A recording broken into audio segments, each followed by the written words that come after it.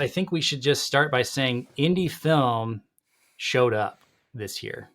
This is Truly Independent, a show that demystifies the indie film journey by documenting the process of releasing independent films in theaters.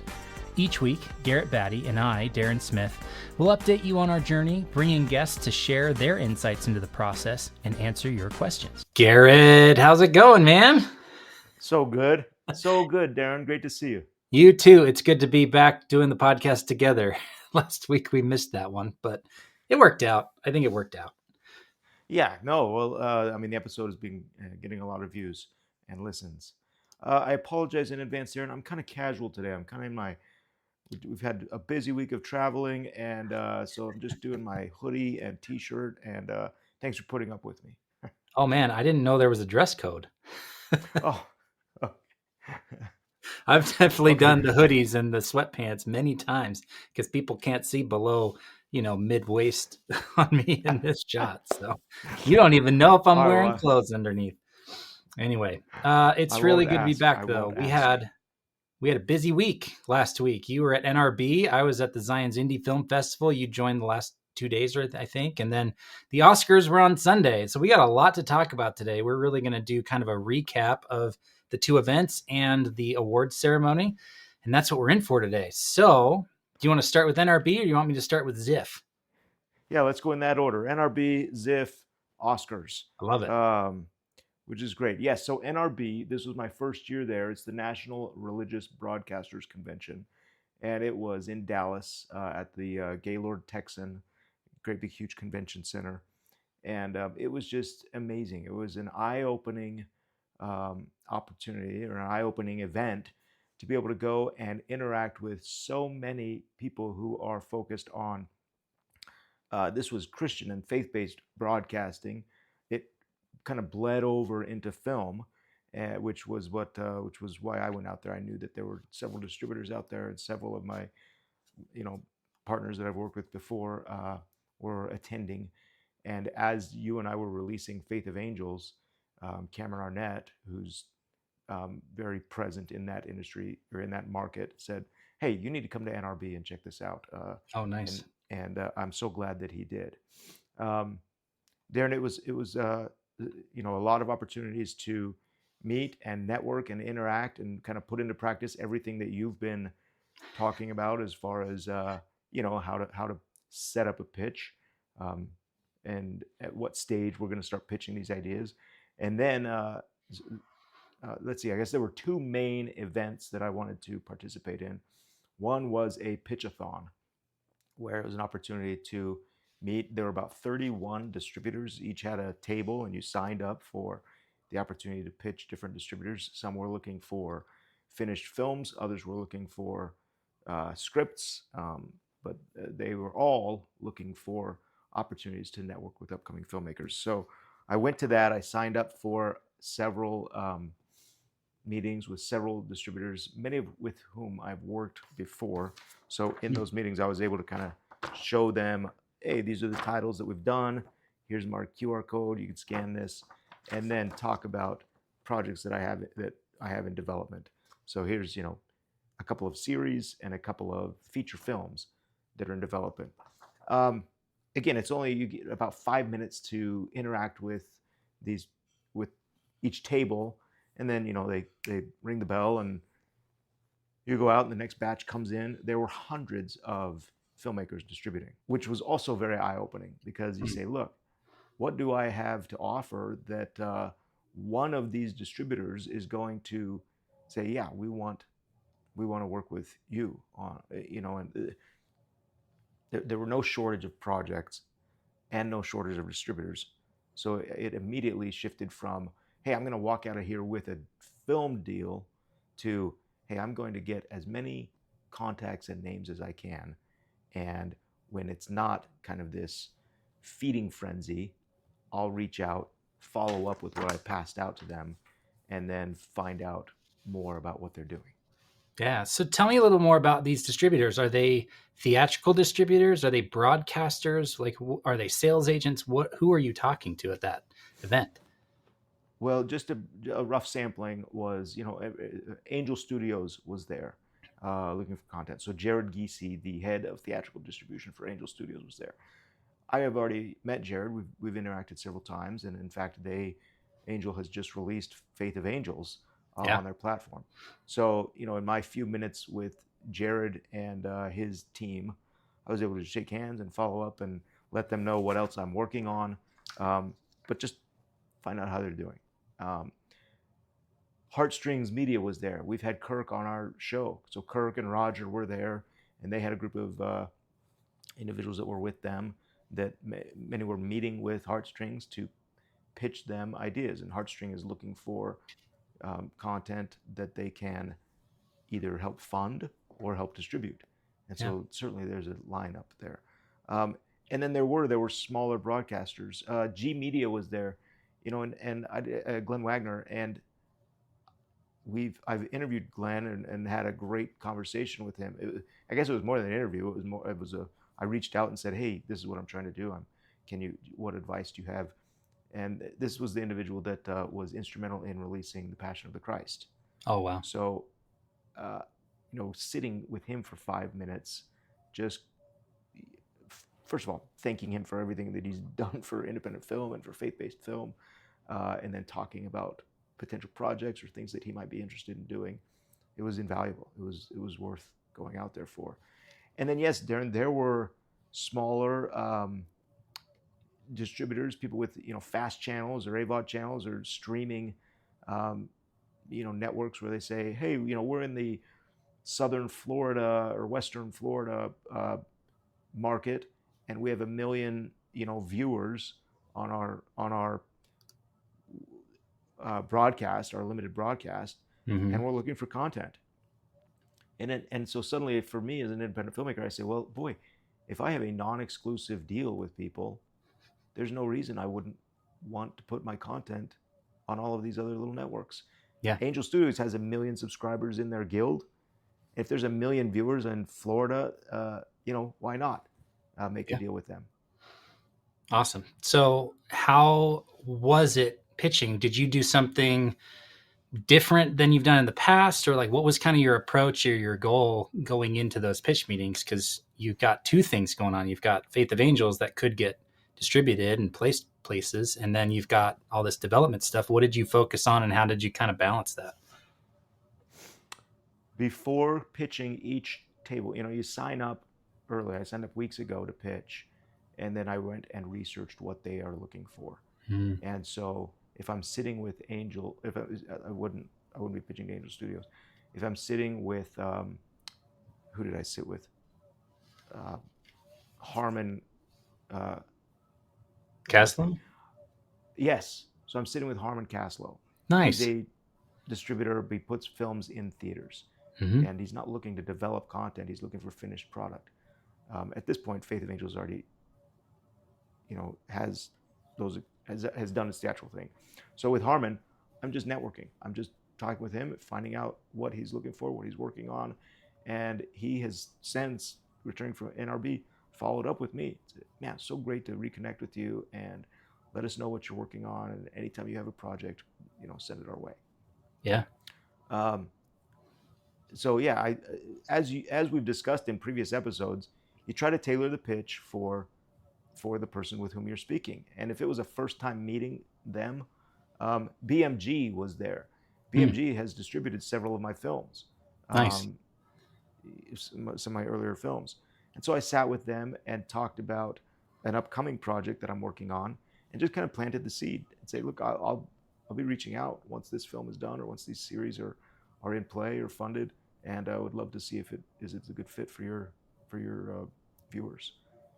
Nice. I don't know if that answered your question, Darren. I just tried to tailor whatever it was. No, it's really awesome. And the key with any of these events, whether it's like an AFM or an NRB, where you're going with the intent to meet lots of people in one event or 1 week, the key is getting in front of them early, right? So sending a thing. I used to send out emails to people 2-3 weeks out before AFM and say, I'm going to be there. I'm looking forward to swinging by. If there's a good day and time that works best for you, let me know. But here's me, and here's a little bit about what I'm working on. And then when I show up, hey, I'm Darren. Oh yeah, I got your teaser. Thanks for sending that over, right? So you're already setting yourself on a different level by, instead of waiting in line and going, hi, my name's so and so, and you've never heard of me before. You kind of get ahead of it. And then you also applied that thing we talked about briefly before, which is this demand side selling. Like, you want to know what they're looking for first and then pitch them that instead of, here's what I have. Are you interested in this? Now, what's really nice, it sounds like, about NRB is that everybody there is kind of interested in the same thing. They're looking for faith-based and religious content and distribution for those projects. And so that part is kind of taken care of, which is nice. It became apparent, Darren, that because I put myself in their situation, they're sitting in this room for an hour, 2 hours, and every 5 minutes somebody new is coming in to pitch them an idea, either asking for money or asking for content. And it didn't feel like that was the right scenario to like pitch, a full, here's my treatment. That wasn't going to be memorable. So it felt like, yes, I had done the work beforehand to introduce myself, to let them know who I am. And then it was just about me making contact and making an impression on them so that in the future I can reach out and say, hey, I had a great conversation with you at NRB. It was 5 minutes. We talked briefly about this. I'd love to tell you more about this. Then we got like cards of everybody who I met with. And now I'll spend this week following up. Yeah, exactly. I mean, it's very similar to speed dating, right? You're not proposing on the first date. Like, you're not, here's the reason why you should marry me in 5 minutes. No, you're just saying, hi, this is who I am. Tell me a little bit about you. Let's feel each other out for 5 minutes. And you usually, because we're humans and we've done this our entire life, if there's something there, right? If there's interest, if there's a connection, if there's attraction, right? Of any variety of attraction, then okay, great. Now let's follow up and have a Zoom meeting or a coffee, or next time I'm in LA or Nashville or Florida, let's meet up, right? Those things, it's the start of the relationship, not the one shot in order to like get the deal done. So it's cool that you had such success. It sounds like, my guess is that a lot of people were there and just like spilling their Skittles in the lobby, right? Just like, here's everything I could possibly tell you, and then the time's up. It felt bad. You identify those people and you think, okay, how can we help them? But yes, where you come out and you say, hey, I have 5 minutes and I've memorized something and I'm going to deliver it, but the distributor's not connecting with you, or you memorize something and then you freeze up and you come out in tears going, I had 5 minutes with Angel and I choked, and that's all they're going to remember me for. Yeah. And so it had to be very, very kind of spontaneous and on your feet, and definitely have a lead behind. I mean, I think that this was very helpful because it gave us a point of contact. If the conversation started to run dry, they would reflect on this or say, okay, so what's this? Or, ooh, this looks interesting. And I'm able to pick up on that. Well, and that alone, like, I mean, you showed it on the screen, but I mean, what do you have on the front and the back? You got like 5 movie posters that are movies you've already done on the front. 1, 2, 3, 4, 5, 6 7 movie posters you've already done. And then on the back, you've got a number of projects in development. And so you're in 2 seconds of looking front and back, you're like, oh, this person is working in the industry. This is a director, writer, producer, whatever it is, that has done projects and has more coming. So if I want to be aligned with someone who's already doing it, that's who this person is. You're doing that much context in like a leave behind, in a 2-second interaction. I think in this industry, it's about working with people you enjoy working with. So that, with that in mind, and I want this to sound right, it became a little bit more about pitching myself than pitching the project. Yeah. Because I feel like I can leave an impression on somebody, and then together we can develop the project or whatever it is. Yeah. Now, if I were going in with a finished film saying, here's this, and in some instances I was, I did a movie with Cameron Arnett and John Michael Finley, and it's on Angel Studios right now, and we're looking for other channels to release it on. That's something we want to talk about. But if it was just kind of these development deals, or hey, getting to know you for 5 minutes, pitch yourself as a filmmaker. Like, tell me why I want to work with you. There's 31 other people here that might want to work with you. Tell me about you. Yeah. Well, I think that's a key point to take away as well, is have a single outcome, and you can understand what that outcome is if you do the research like you did ahead of time. I'm like, oh, this would be a great channel for me to pitch a finished Faith of Angels to. Or, oh, these look like people that would be really great to know for the next movie that I'm going to put in theaters, right? So it kind of narrows your focus. So then you can go in with that single focus and go, hey, I'm really interested in what you guys are doing theatrically. Can you tell me a little bit about that? Right? Oh, well, very cool. Here's why I asked. And then now you are connected on something where it's going to benefit both of you, instead of, well, I've got this and this and this and this and this, and I'd love for you to finance my movie and distribute my other one and give me all the context you have. And that's just not going to happen, especially in 5 minutes. So well done, man. I hope it turns out really well for you. It sounds like you've got a week of follow-up ahead of you, but that's part of the gig of pitching. Like, I've been told this by multiple people. The fortune is in the follow-up. I don't necessarily love the focus on money. Like, I think the relationships are really what matter. But if you're trying to, strike it rich, so to speak, or hit the jackpot, then it's in the follow-up. Yeah. And that doesn't even have to mean necessarily money, but Right. but yes. I guess that's what you were just saying. So anyway, I could talk on and on for NRB, about NRB. It was really great. We got to see an early episode, I guess the latest episode of The Chosen that's unreleased, which was, again, looks so powerful. I will point out one of these, everybody's passing out cards and everything like that. There was a woman there that passed out a big old chocolate candy bar with her and for her production accountants. She's a production accountant. Now, this woman, and I apologize to her, I do not remember her name, and I should, because she reached out beforehand.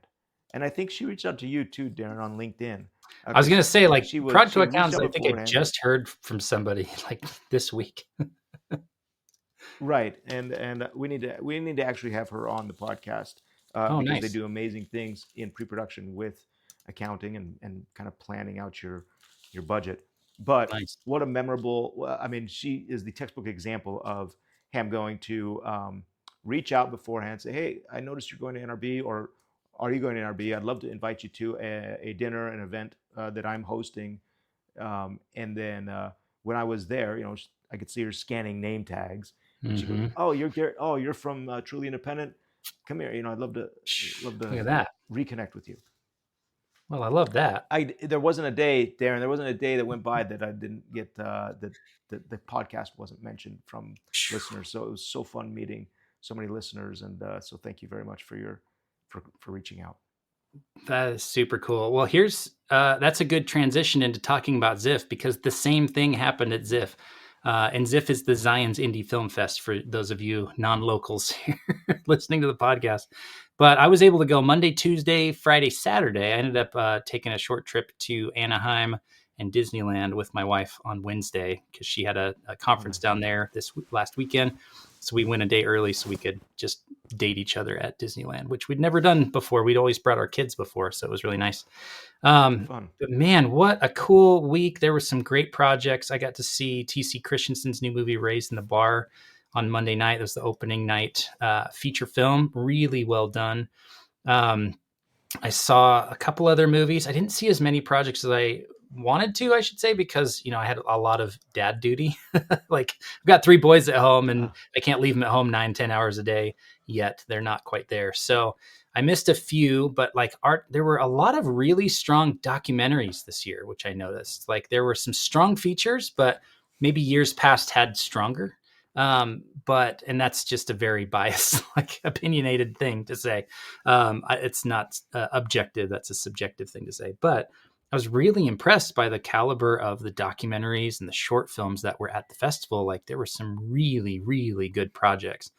And then we did our live show. Well, I did our live show on Friday morning, and we had about 24 people in the audience. It was an early morning time slot, and so a lot of people were recovering from the night before and got there a little late, but had some really great feedback, good questions. So hopefully you'll check out that last episode that we did live at Ziff.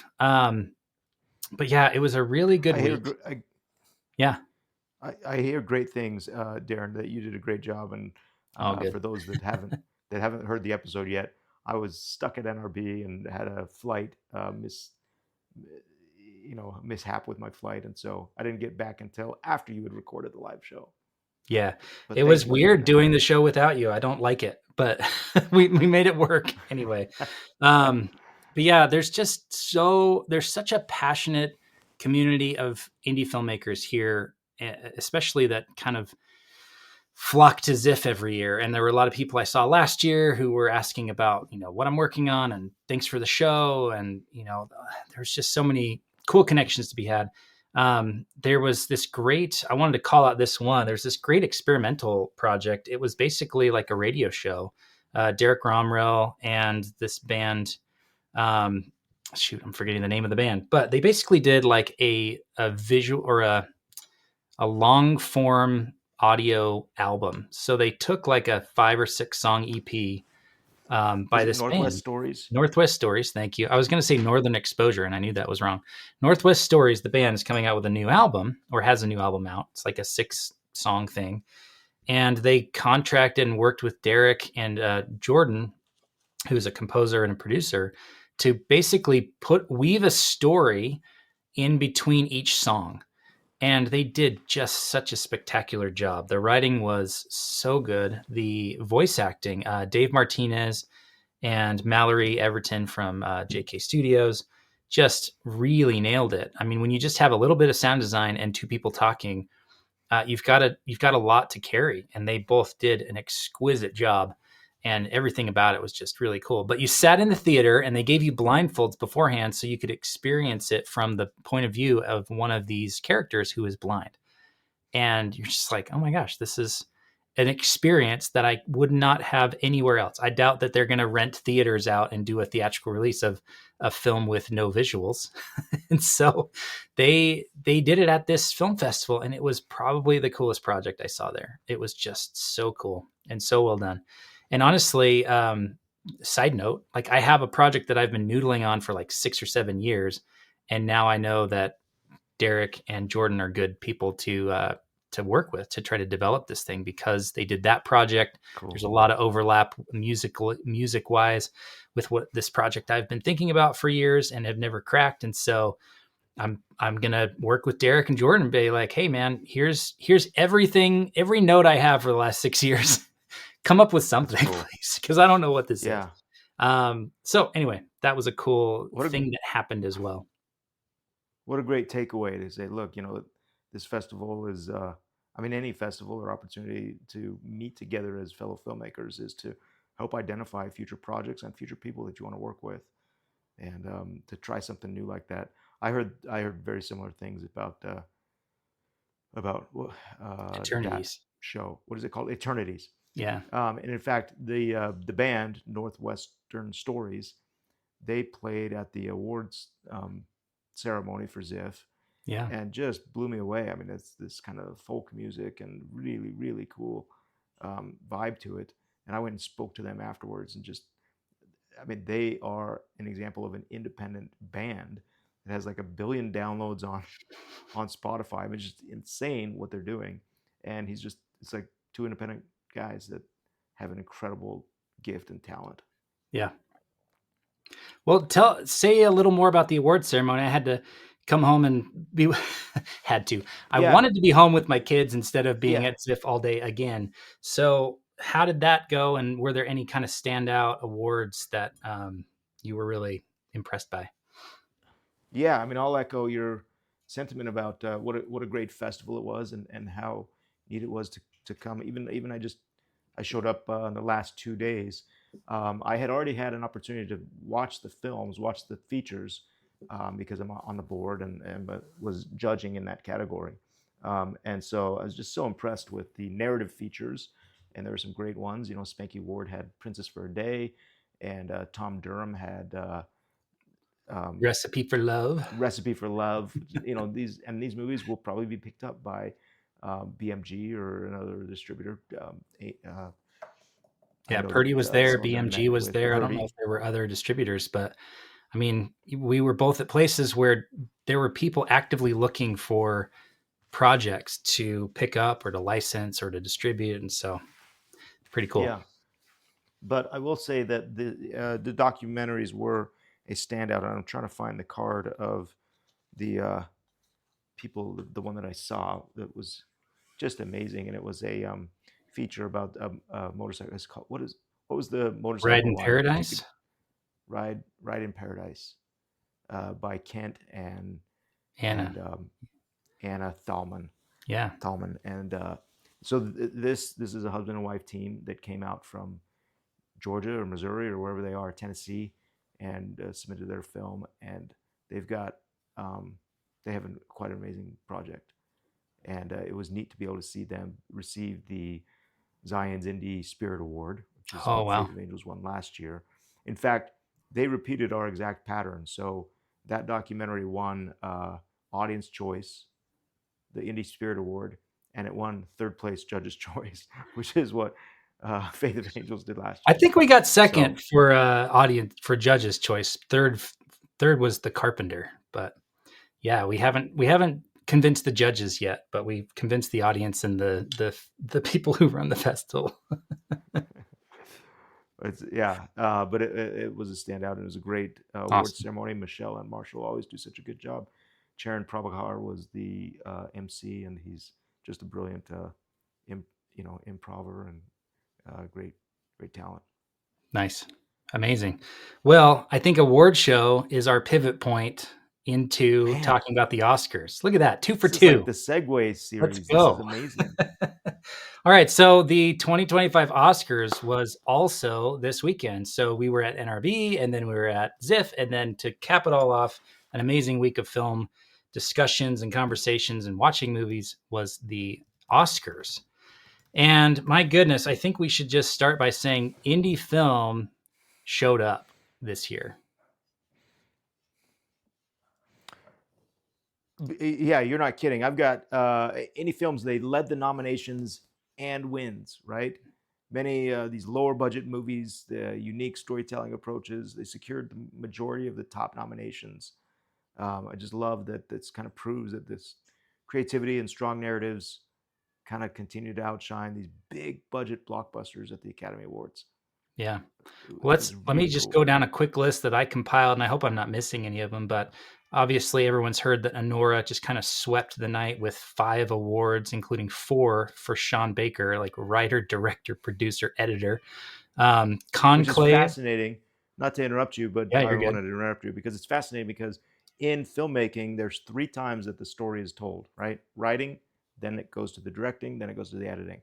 And fascinating that the auteur model is still very much alive, where you go, hey, the more that you can protect that storytelling space with like one individual, or at least the creator, then the better your story's going to turn out. So we have An Nora and Sean Baker, and we can probably come back to that to just talk more about that project and that director. Conclave, an indie that won, Brutalist, No Other Land, which is a documentary that won, and Flow, which is historic because it's the first independently produced or made Best Animated Feature winner. And so it beat out Wild Robot and Inside Out 2, like these massive projects. Project out of Latvia, and you saw it and lauded it, and I saw it with my son when it was in theaters still because I wanted to go see it theatrically, and I was blown away by it too. So really, I've seen 1, 2, 3 out of the 5. I need to go see Brutalist, and I need to see No Other Land, but I don't think No Other Land even has distribution yet, and yet it's the award winner for Best Documentary. It's so pretty crazy how that works. I think it was a triumph for these indie studios, A24 and Neon and other independent studios playing a major role in the Oscars. We have access to those. Like those studios release films on a similar model that independent filmmakers can release films. Yeah. And so that was very encouraging when he stood up. Sean Baker stands up, or the producer stands up at the end and says, "Look, we made this movie for $6 million in New York." It's just like, well, that's not out of range for what we're doing. I've made a movie before for that range. Yeah, it's completely in our grasp. Let's talk about An Nora and Sean Baker a little bit. So this was, I think, Sean's 7th project, 7th feature film. And I talked about this just yesterday, because at the film fest during the live show, I was talking a lot about this domino effect or the domino theory, which essentially just shows that like if you keep doing projects and you keep the momentum from one to the next to the next to the next, they can keep growing in size and impact. And I even charted out like his trajectory. So one, two, three, four, five, six, seven, eighth feature film. The first one in 2000, so almost a 25-year career. The first project, $80,000. Second project, $3,000. Third project, we don't know what the budget was, but the fourth one, 235. The fifth one, 100,000. It wasn't until his sixth project that he started getting into seven-figure budgets. So Florida Project was 2 million, Red Rocket was 1.1, and then An Nora for 6. So, but you can see like whether it's budget or box office or number of awards, it just keeps going up and up and up and up. It's this crazy curve. And to cap it all off, like he personally essentially won 4 Oscars, which hadn't been done since Walt Disney, like decades ago. And so, Yeah. can we talk about Sean Baker for a minute? What are your thoughts on Sean Baker as a filmmaker? Well, I probably have to. I don't have an opinion, Darren, because I haven't seen his work, Hmm. and so that's the big disclaimer: is I have not seen An Nora or Tangerine or the Florida Project. Did he do Tangerine as well? Yeah, Tangerine was the one that was in Sundance a few years Yeah, ago. that kind of Shot for film $100,000 on an iPhone 5S on an with, iPhone. Yep, yeah, it's been amazing to see. He's been on my radar as far as like following independent film and an independent filmmaker. So it's been interesting to see and his story and his trajectory. Um, yeah, so I can't speak. My experience with him is so minor that I don't really have an opinion. no Um, worries. I I did will not say this. see. Go ahead. I will say this. The Academy often recognizes films that I don't necessarily support or um, that don't resonate with me, and I think that that's the case with many of the films this year. So as we're talking about the wonderful awards in the Academy, I'm focusing more on the independent nature of it and less about the content of them. Gotcha. Yeah, I found it interesting that an awards ceremony meant to celebrate films. There's actually been a lot of controversy over the last few days that I've seen pop up online, and there's a lot of people who are really kind of grossed out, for lack of a better term, at the choices that were kind of nominated and then awarded. And I don't know that I have an opinion on that. I think film is film and you should make what you want to make. And if you don't want to see it, then don't pay money to go see it. Like no one's forcing these movies into your homes or into your eyeballs. And so I tend to take a little less aggressive stance on some of those topics. But I did think it was interesting that An Nora, which is a film about the content that it's about, like swept the night. 5 awards for a single film, including Best Actress for is it Mickey or Mikey? I think it's Mikey Madison. Just amazing. And I've seen the film and it's well done, but it wouldn't have been my choice for best those things. But again, subjective statements. And I think that's what's wonderful about film, whether it's indie or not. And what I appreciate about the awards this year is that it's very clear why indie film exists, because you look across the nominations and the award winners and you go, yeah, these are movies that studios aren't going to do. So we would not have them unless it were for the indie film ecosystem that exists. Whether it's mid tier or super low tier, whether it's $100,000 budgets or $6 million budgets, doesn't really matter to me. But these are projects that wouldn't exist if not for independently minded filmmakers and companies that are supporting and championing those films. And that's what I'm celebrating, coming out of this year's Oscars is, man, indie film's getting a lot of awareness for free right now because it just swept the awards. And that means there's going to be more opportunities. It's going to be a growing market. There's going to be more companies coming in and looking for original voices and ambitious projects that can't be told any other way than through indie films. So I'm just excited. I agree. There's a lot to be excited about, and I don't think that. Um, I mean, we've seen a variety of Oscar winners over the years, and many independent related films.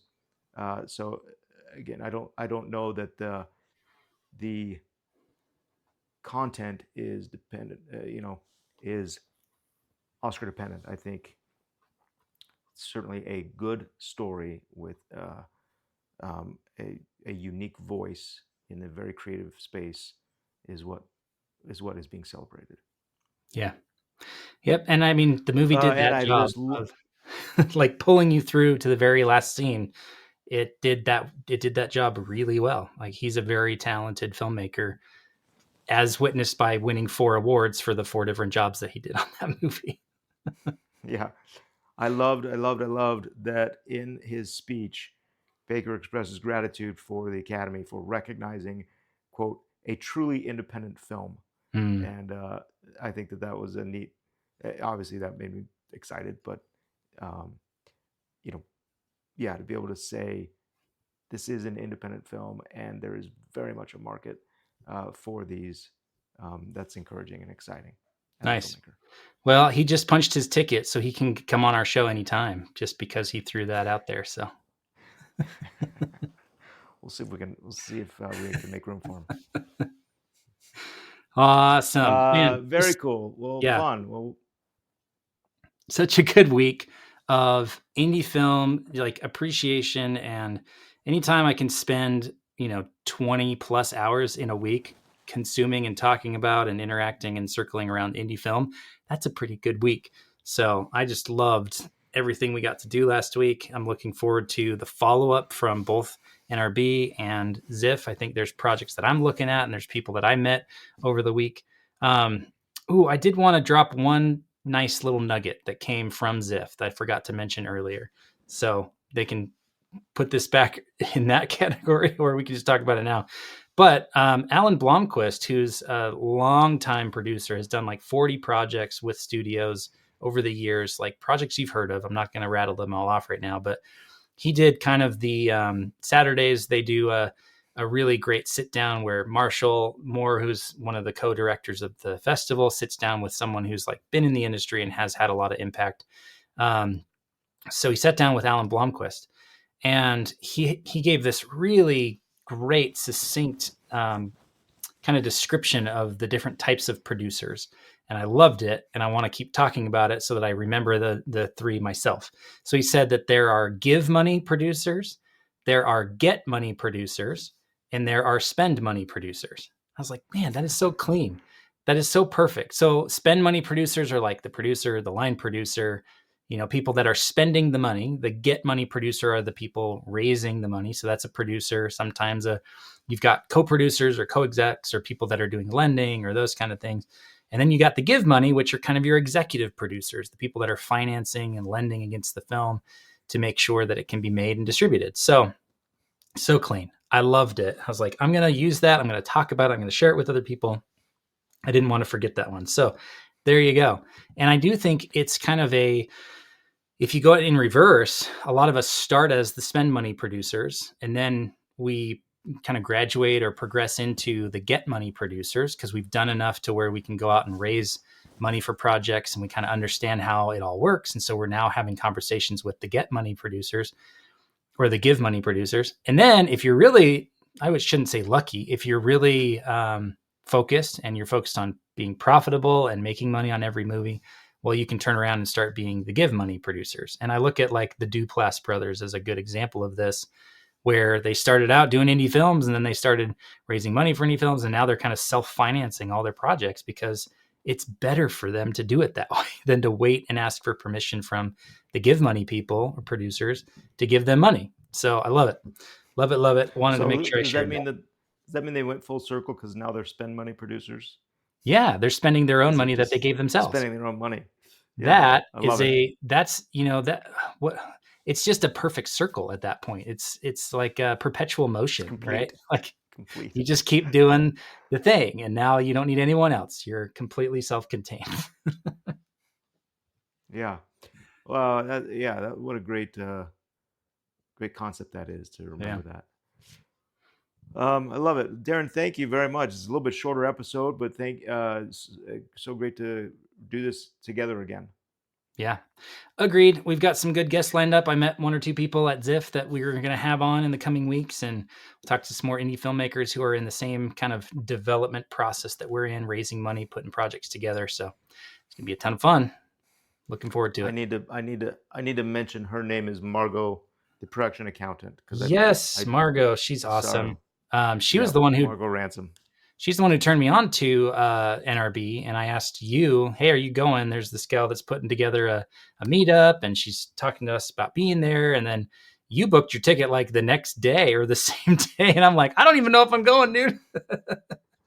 It was a two witnesses model because Cameron Arnett had said, hey, you should go to this. And then nice. You said, are you going to NRB? I'm like, okay, I better, if I want to do this for a career, I better take it seriously. Nice. And I'm glad I did. I also reconnected with Film Frog, who was very helpful on marketing Faith of Angels and The Carpenter. And so it was fun to have a little sit down with Brandon and his wife, and we'll reconnect at CinemaCon here next month. Very cool. All right, man. Take it easy. Another good episode. Hey, if you listened and you liked today's episode, do us a favor and share it with your friends. Like, go leave us a review on wherever you watch or listen to this, and tell your friends about the show. It's growing slowly but surely, and every time someone mentions it, a filmmaker gets its wings. So, gets its budget, gets craft services. All righty. All right. Thanks, man. See ya. Thank you for listening to this episode of Truly Independent. To join us on the journey, be notified and ask us questions about today's episode, head over to 3coinpro.com/podcast and put in your name and an email address. If you're a fan of the show, please leave us a review on your favorite podcast app and be sure to share this. Thanks for listening, and we'll see you next week. Our intro and outro music is Election Time by Kjartan Abel.